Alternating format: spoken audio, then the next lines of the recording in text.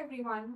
So today I have with me a very special guest, Mr. Vishal Parikh sir.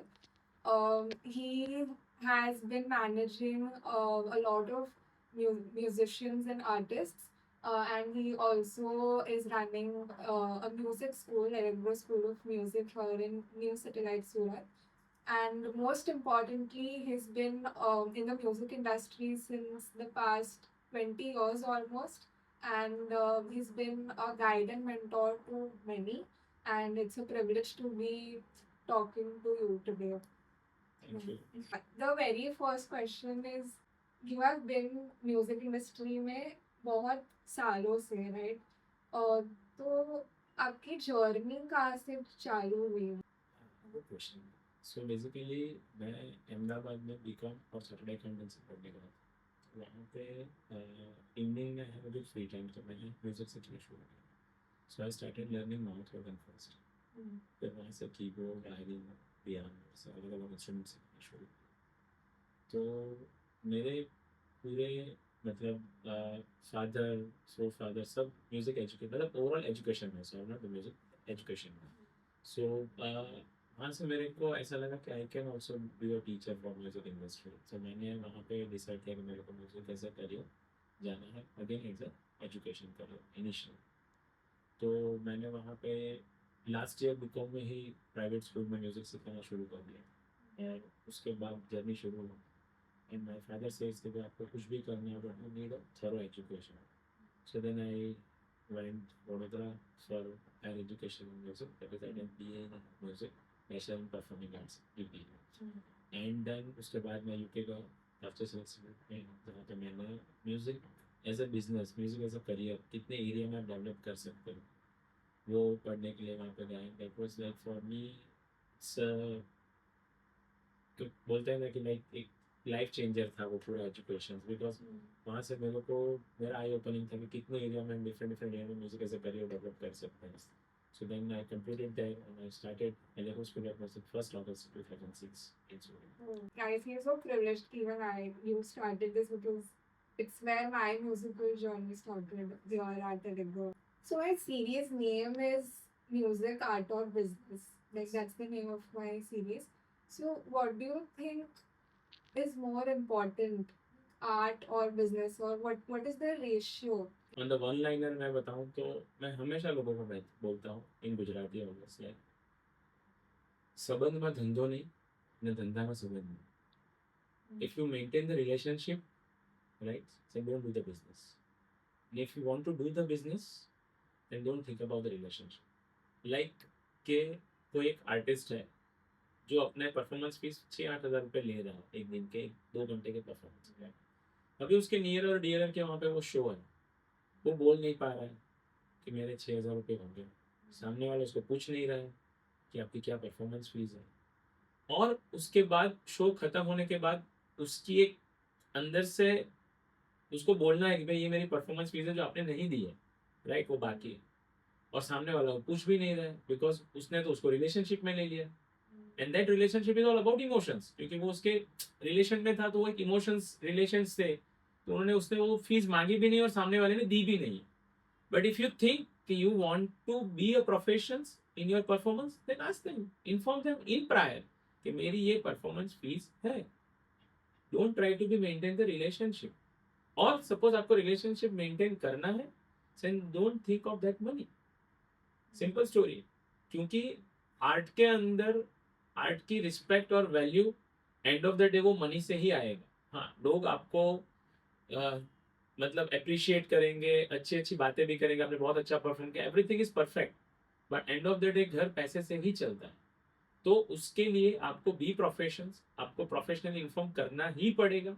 और suppose आप नहीं कर पा रहे हो, आप इसको इमोशंस के अंदर, रिलेशंस के अंदर उसको बोल रहे हो कि नहीं यार ये तो मेरे इतने रिलेशंस के मैं नहीं बोल पा रहा हूँ, then don't think of it. फिर आप वो सोचो भी मत, जस्ट मेंटेन दैट रिलेशनशिप। और आपको प्रोफेशनली रहना तो बी अ प्रोफेशनल।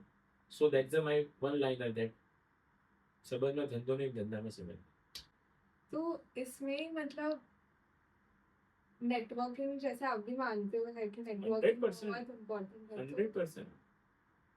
तो क्या strategies आप अपनाते हो? Networking in our industry is called B2B, business to business, right? So the B2C means business to client and B2B means business to business. So right now we are associated with more than 800 companies in India that we are developing B2B relationship, right? That is the networking. So मैं south Gujarat event management association में as a member हूँ, तो वहाँ पे मेरे पास 300 client हैं. So my client is a event company. मैं अहमदाबाद में ईएमएफ करके एक एसोसिएशन है, इसमें भी मैं हूँ, तो वहाँ पे 200-250 मेंबर हैं, राइट. फिर Hyderabad we have a very good relationship with the event people. Jaipur होगा, उदयपुर, आनंद, नडियाद, अहमदाबाद तो हुआ, बड़ौदा है, गोवा.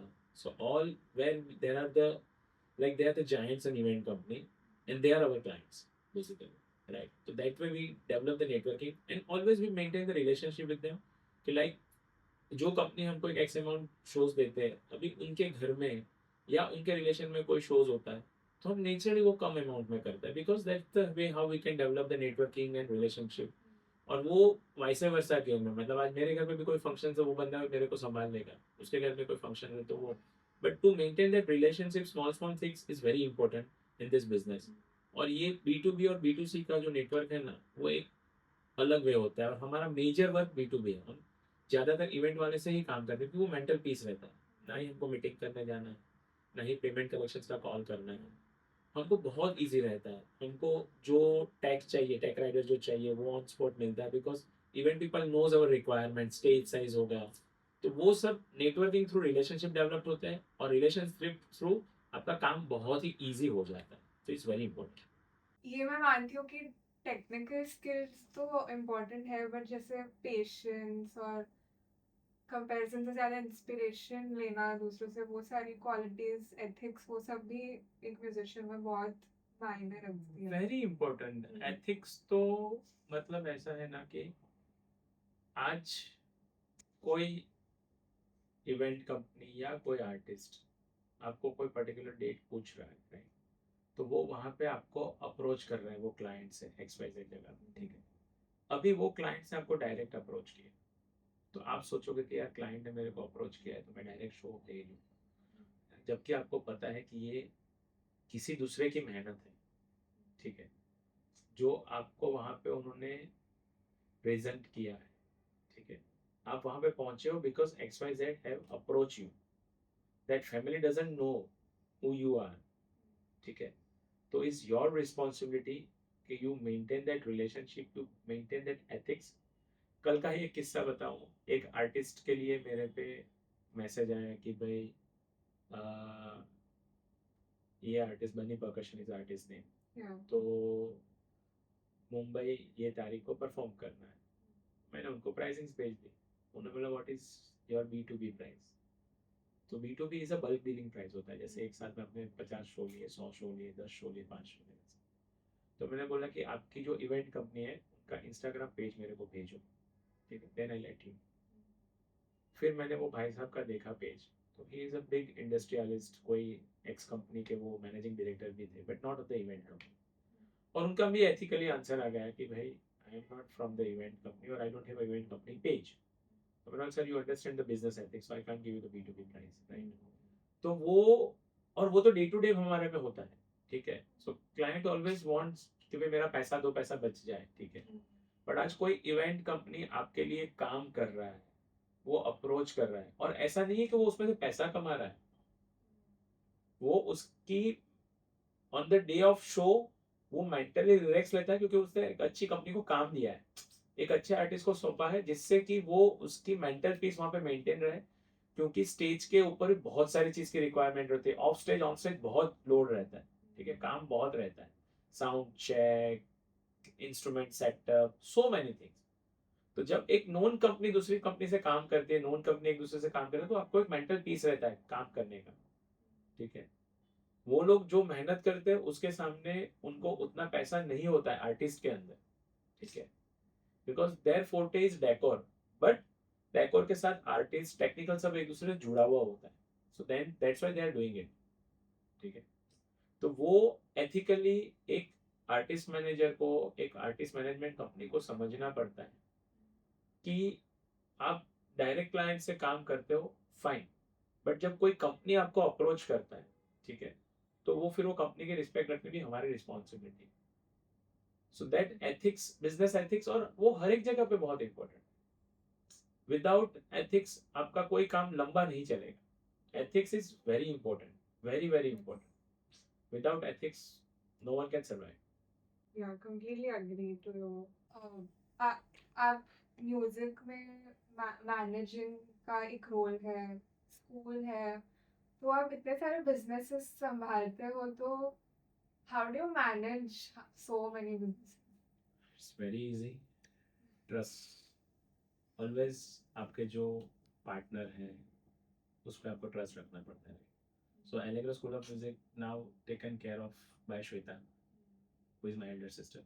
ठीक है, एलेग्रो इंस्ट्रूमेंट रेंट जो है वो सोनू करके एक है, और पूरी टीम है, वो रवि भाई और वो पूरी टीम है। तो एक व्हाट्सएप ग्रुप में उसमें हम डिटेल डाल देते हैं, भाई ये तारीख, ये टाइम, ये वेन्यू, इतना सामान, वो पहुंच जाता है। और वो मेरे को भी ट्रस्ट रखना पड़ता है। ठीक है, ग्लिंच कभी कोई भी आती है तो then we can sort out with the very soft discussions कि भाई ये गलती हुई तो उसको दोबारा वो नहीं होनी चाहिए। एंटरटेनमेंट के अंदर we are total 4 people as of now. तो अजय भाई is my partner, then Shailesh, Jigar, वो भी टीम बड़ी है अभी। अजय भाई का बेटा भी है जो अभी ज्वाइन कर लिया आज। तो देर आर द टीम, तो डेफिनेटली वो टीम के बिना कुछ होना नहीं है। But and of the day आपको वो एक ट्रस्ट भी रखना पड़ता है कि सामने वाला जो कर रहा है वो परफेक्ट कर रहा है। और वो ट्रस्ट बिल्डअप करने के लिए टाइमली वो ट्रेनिंग, वो डिस्कशन इज वेरी इंपॉर्टेंट। कि जो आपका एक्सपीरियंस है वो आपको टाइम टू टाइम शेयर करना पड़ेगा। जब आप आपका एक्सपीरियंस शेयर करते रहते हो तब सामने वाला वो ट्रेन होता है, वो डेवलप्ड होता है, और वो कॉन्फिडेंट होता है वो काम करने के लिए। तो वो बहुत ज़रूरी है।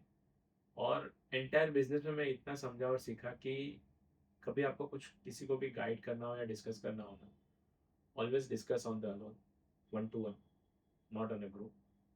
जो सर्टेन पॉइंट्स है जो ग्रुप को समझाना वो बराबर है, वरना otherwise training session always on the 1-to-1, which is more truthful and result oriented. तो वो बहुत ज़रूरी है। बट इट्स ईजी, मतलब वो ऐसा नहीं है। और टाइमली जब रियलाइज होता है मेरे को कि मेरे से नहीं हो रहा है, तो मैंने वो बिजनेस को बंद भी किया है। जैसे इंस्ट्रूमेंट सेलिंग में करता था from 2006, I stop in 2017 I suppose. तो वो 10-11 साल बाद मैंने वो क्लोज किया। और वो मैंने, we have like very handsome amount of turnover, but लगा कि अभी नहीं कर पाएंगे तो हमने वो क्लोज भी कर दिया है। तो जब भी कोई भी बिजनेस हम क्लोजिंग भी सोचेंगे तो वो we can always close with the sweet note, कि ना कोई हमारे जितने भी कनेक्टेड लोग हैं उनको कोई दिक्कत आए, and with the good relationship हम उसको क्लोज करेंगे। The same way I done with school of अपने ये इंस्ट्रूमेंट सेलिंग का।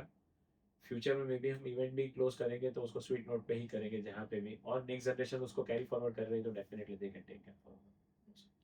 आई होप आप इवेंट में एक लेगेसी क्रिएट करें, क्योंकि the way I've seen कि मतलब the way you manage artists and they're reaching heights, तो काफी सक्सेसफुल है।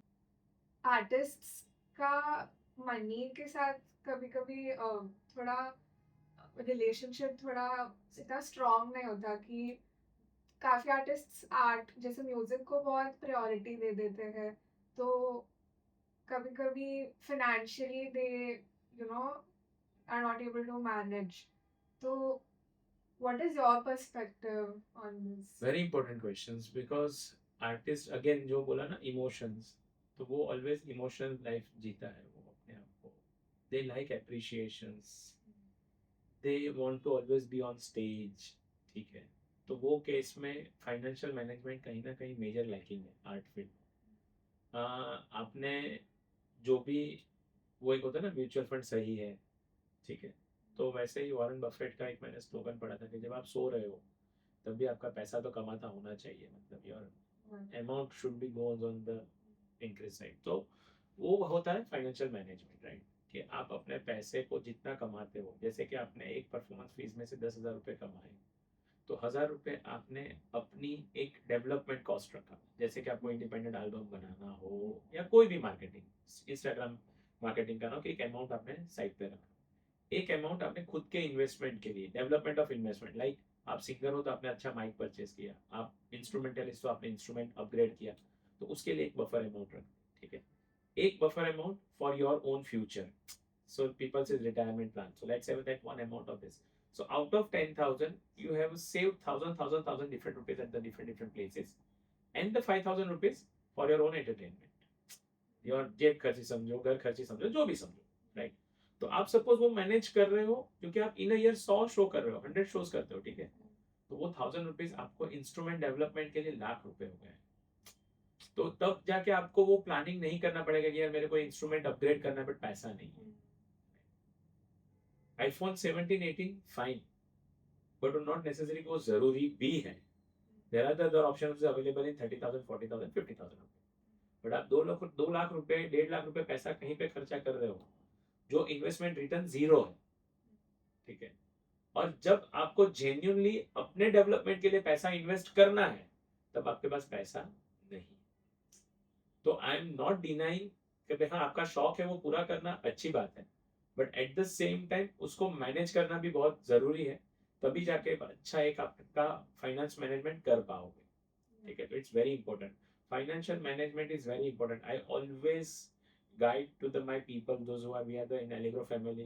Medical aim very important, personal insurance very important, your certain policies who give you the return at certain stage of time very important, आपकी जितनी depth है जैसे कि loan, housing loan, car loan, उतना तो इंश्योर्ड अमाउंट होना ही चाहिए, because कल जाके आपको कुछ हो गया तो आपके पीछे जो है उनको वो पे आउट करने के लिए बहुत डिफिकल्टीज आएगी, so that you should be ensure that amount.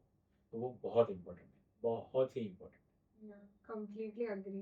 वो बहुत इंपॉर्टेंट, फाइनेंशियल मैनेजमेंट इज तो very very important, important. Very important in any field, in any field, in any field. आप मेट्रो सिटीज के अंदर कोई भी आप देखोगे ना तो मेट्रो सिटीज में लोग वही होते हैं कि व्हेन वी रीच टू 50 60 हमने किया क्या, तो हमने इंस्टॉलमेंट पे की for the car and homes, ठीक है? बट वो मैनेज नहीं कर पाए। तो एक एक्स अमाउंट का आप घर ले रहे हो, उससे अच्छा वाई अमाउंट में जाओ, but just try to be manage your financial planning such a way that you reach at certain age तो आपको वो डिफिकल्टीज ना आए।